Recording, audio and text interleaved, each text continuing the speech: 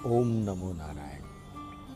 शिव शक्ति आश्रम अहमदाबाद केंद्र स्वामी शैलेश्वरानंद परम पूज्य गुरु परमहंस शंकराचार्य सत्यमित्रानंद गिरी जी भारत माता मंदिर हरिद्वार आश्रमना भक्त परिवार में माणसाईना दीवाने आध्यात्मिक ज्योत जगावती संकलित व्याख्यानमाला मानवना व्यावहारिक सांसारिक आध्यात्मिक उत्कर्ष माटेना प्रसंगोने शाब्दिक वाचा आपवानो नानकड़ो नम्र प्रयास।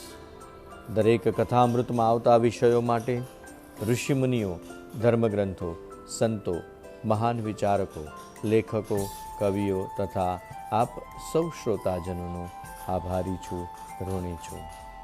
आजना कथामृतनो विषय है आयुर्वेद पार्ट 1। ત્રણેક દાયકા પહેલાંની વાત છે। ત્યારના વડાપ્રધાને ભારતના અર્થતંત્ર માટે ઉદાર આર્થિક નીતિનું મોડલ અપનાવ્યાને થોડાક જ વર્ષો વીત્યા હતા। કેટલીક પરદેશી કંપનીઓએ ભારતમાં તેમનો કારોબાર શરૂ કરી દીધો। બીજી કેટલીક તૈયારીમાં હતી। વૈશ્વિક બજાર માટે ભારતે દ્વાર ખોલ્યા। તેના સારા પરિણામો આવ્યા તેમ આડઅસરો પણ જોવા મળી।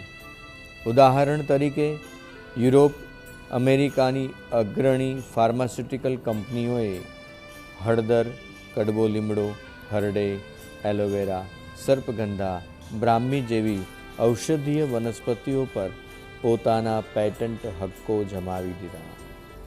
દવાઓનું મોટા પાયે ઉત્પાદન કરતી એક યુરોપિયન કંપનીએ બ્રાહ્મી નામની વનસ્પતિને પેટન્ટ વડે પોતાની ખાનગી જાગીર જાહેર કરી દીધી। આ સ્થિતિ ભારત માટે ખતરનાક હતી, કારણ કે હળદરથી લઈને બ્રાહ્મી જેવી ઔષધીય વનસ્પતિઓ પર જેના પેટન્ટ હક્કો હોય તેના સિવાય બીજું કોઈ તેમનો ઉપયોગ કરી શકે નહીં। આ સ્થિતિ ભારત માટે શરમજનક પણ હતી, કારણ કે હળદર, કડવો લીમડો, હરડે, બ્રાહ્મી જેવી આયુર્વેદિક વનસ્પતિઓના ગુણ તથા તેમના તબીબી ઉપયોગોની જાણકારી ભારતે આયુર્વેદ થકી જગતને આપી હતી। હવે એ જ જાણકારીનો ઉપયોગ કરીને પરદેશી ફાર્મા કંપનીઓ જથ્થાબંધ દવા બનાવે, એટલું જ નહીં ભારતના બજારમાં તેને વેચવા મૂકે તો એ ઘટનાને ટ્રેજિક ગણવી યા કોમિક કે પછી બંને। પણ સરકારે આ પરદેશી ફાર્મા કંપનીઓ સામે કાનૂની જંગ છેડીને અણીના મોકે દેશની આબરૂ બચાવી લીધી। વિદેશી ફાર્મા કંપનીઓએ ભારતીય જડીબુટ્ટીઓ પર માંડેલા એક હથ્થુ પેટન્ટ હક્કોને અદાલતે ગેરમાન્ય ઠરાવ્યા। આજે સ્થિતિ શું છે? હળદર, કડવો લીમડો, હરડે, સર્પગંધા, બ્રાહ્મી જેવી ભારતીય જડીબુટ્ટીઓના ઔષધીય ગુણો પામી ચૂકેલી પરદેશી દવા ઉત્પાદક કંપનીઓ આજે તે ગુણોના આધારે વિવિધ કિસ્મની ઔષધો બનાવીને ધૂમ કમાણી કરે છે।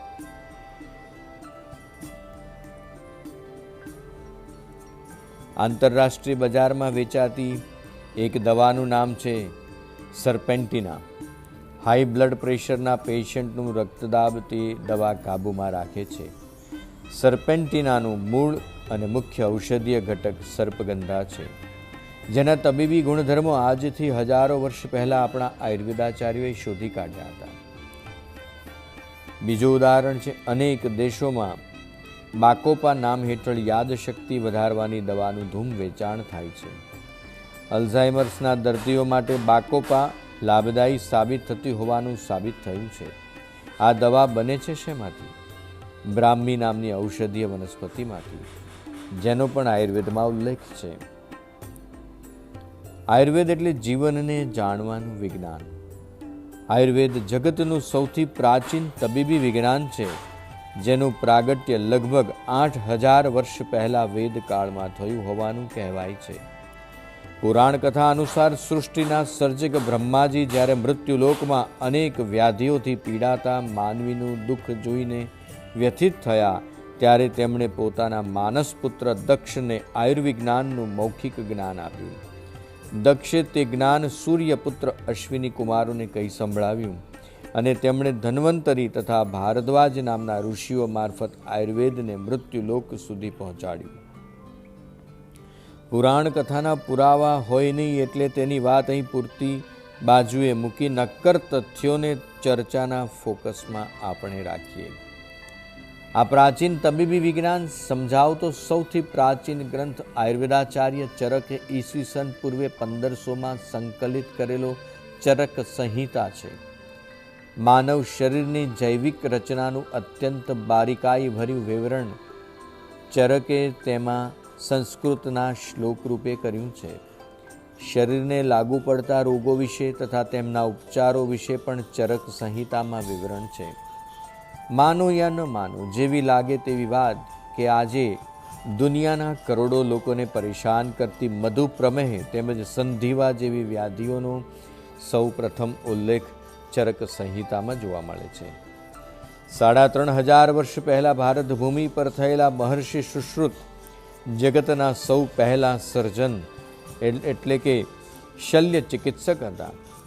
સુશ્રુતે લખેલા સુશ્રુત સંહિતા ગ્રંથમાં વિવિધ સર્જરી જેવી કે સારણગાંઠ, આંખનો મોતિયો, પ્લાસ્ટિક સર્જરી વગેરે વિશે ઊંડાણપૂર્વક વિવરણ કરવામાં આવ્યું છે.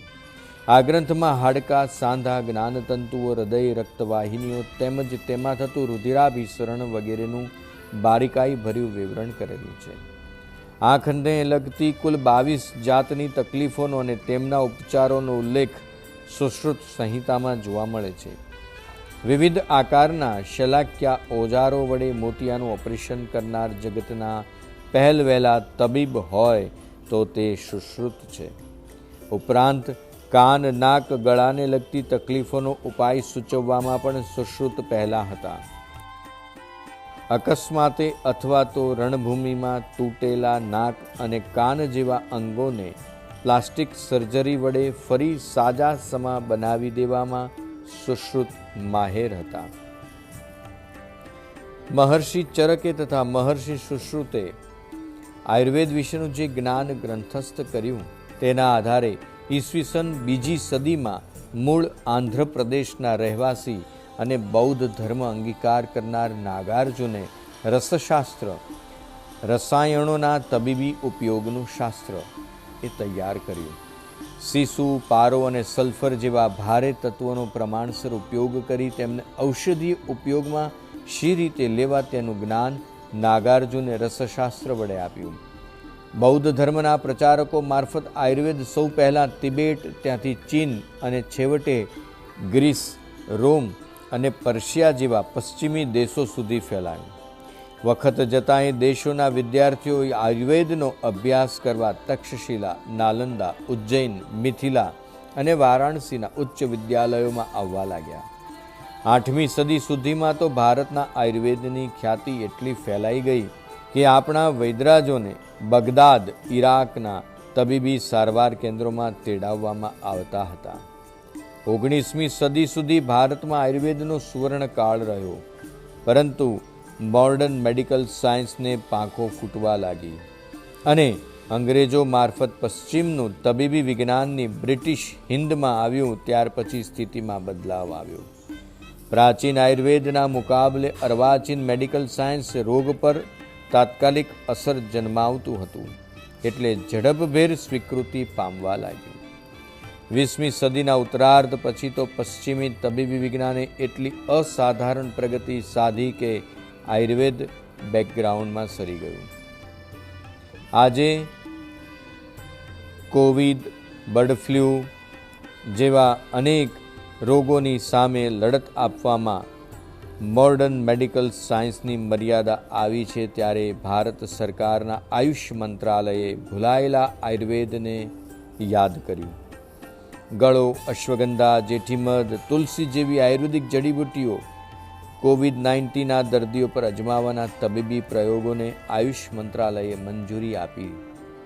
તુલસી, ગળો, અશ્વગંધા તથા જેઠીમધમાં કયા ઔષધીય ગુણો છે જે કોવિડ-19ના દર્દીને રાહત આપી શકે?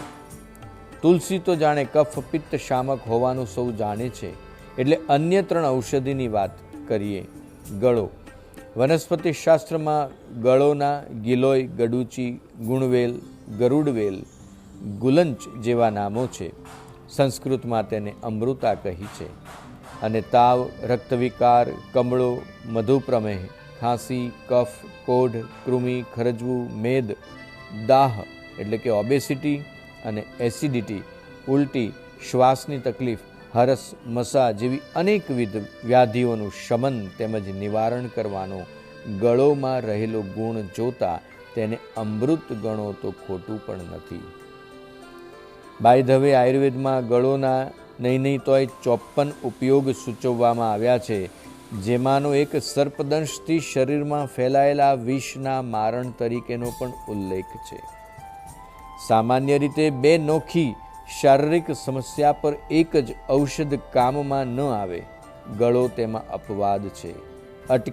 અટકીને પેશાબ થવાની મૂત્રકૃચ્છ નામની વ્યાધિના દર્દી માટે ગળો વોટર રિલીફ સાબિત થાય છે. બીજી તરફ દર થોડી વારે પેશાબ માટે જેણે જવું પડતું હોય તેવા પેશન્ટના આંટાફેરા ગળો ઘટાડી આપે છે. દવા એક જ છે, પણ ઈલાજ 2, અને પાછા બંને એકમેકથી જુદા છે.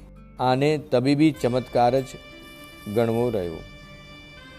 કોવિડ-19ના દર્દીએ કફ, ખાંસી, શ્વાસની તકલીફ, ફેફસામાં સોજો, તાવ, અશક્તિ જેવી સમસ્યાઓનો સામનો કરવો પડતો હોય છે.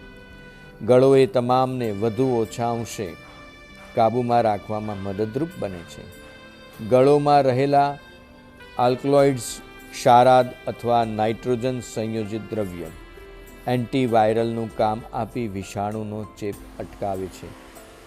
શરીરમાં કોરોના જેવા વિષાણુનો પ્રવેશ થાય ત્યારે મેક્રોફેજ તરીકે ઓળખાતા કોષોનું લશ્કર વિષાણુને ભરખી જવા ધસી જતું હોય છે. મેક્રોફેજ કોષોનું ઉત્પાદન હાડકાની મજ્જામાં એટલે કે બોન મેરોમાં થાય અને ગળોનું ગ્લાયકોસાઇડ તે ઉત્પાદન વધારવામાં સહાયભૂત બને છે. મેક્રોફેજ જેટલા વધુ, વિષાણુનો ખાત્મો એટલો વ્યાપક, એ તો બટ નેચરલ છે. અશ્વગંધા.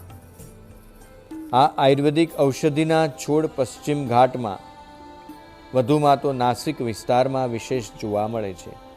નવાઈની વાત છે કે અશ્વગંધાના છોડ નજીક જતા ઘોડાના શરીરમાંથી આવે તેવી ગંધનો અનુભવ થાય છે. કદાચ એટલે જ છોડનું નામકરણ અશ્વગંધા થયું હશે. અશ્વગંધાના મૂળિયામાં ઔષધીય ગુણ છે. જેમ કે અશ્વગંધાનું સેવન શરીરમાં અશ્વ જેવી શક્તિનો સંચાર કરે છે. માનવ શરીરમાં 30,000 અબજ કોષોને જીવંત રહેવા માટે એડેનોસાઇન ટ્રાઇફોસ્ફેટ એટીપી ઉર્જાનો ખપ પડે. ઉર્જા ક્યારે અને કેટલી માત્રામાં મળે તેનો આધાર માઇટોકોન્ડ્રિયલ નામના પ્રોટીન પર છે, જેનું કામ શરીરને મળેલી ખોરાકરૂપી કેલેરીનું એટીપીમાં રૂપાંતરણનું છે.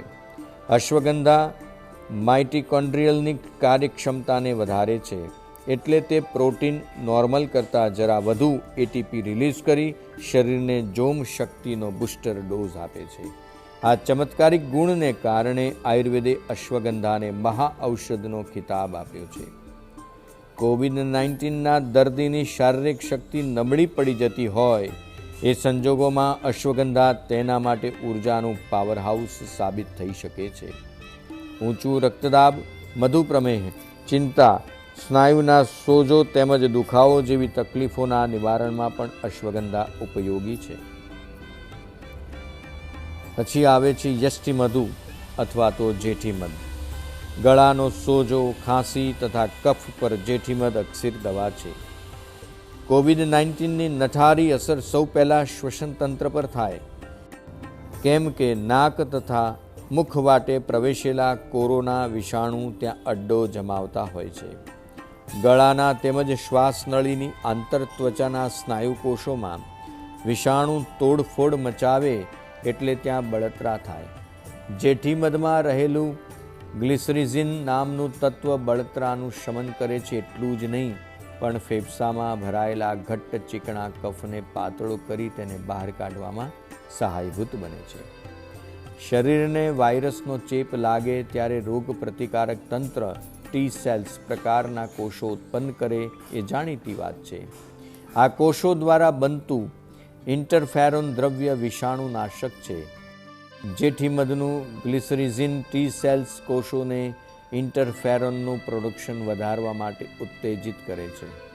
કોવિડ-19ના કેટલાક દર્દીઓના યકૃત યાની કે લીવર પર વિષાણુની નઠારી અસરો જોવા મળી છે. આવા કેસમાં જેઠી મધનું ફ્લેવોનાઇડ્સ સત્વ લીવરની આંતરિક દિવાલને સુરક્ષિત રાખવાની ક્ષમતા ધરાવે છે. યષ્ટિ મધુક, કલિતક, કલિતન, મધુલિકા, મધુવલ્લી, મધુયષ્ટિ જેવા વિવિધ નામે ઓળખાતા જેઠી મધના બીજા તો ઘણા પણ તબીબી ઉપયોગ છે. બીજાની વસ્તુ ચડિયાતી લાગવી એ માનવ પ્રકૃતિ છે. ગુજરાતી ભાષામાં એ માટે એક સરસ રૂઢિપ્રયોગ છે, પારકે ભાણે મોટો લાડવો. અંગ્રેજીમાં કહે છે કે the grass is always greener on the other side of the fans. એટલે પોતાના ઘર આંગણે બગીચાનું ઘાસ ગમે તેટલું સુંદર હોય તો પણ પડોશીના ગાર્ડનનું ઘાસ આપણને વધુ લીલુંછમ લાગે છે. આને નજરની નહીં, દ્રષ્ટિની મર્યાદા કહેવી જોઈએ. બેઉમાં ઘણો તફાવત છે. નજરને આંખોનો સંબંધ તો દ્રષ્ટિને વિચારોનો, તર્કનો, વિશ્લેષણનો છે.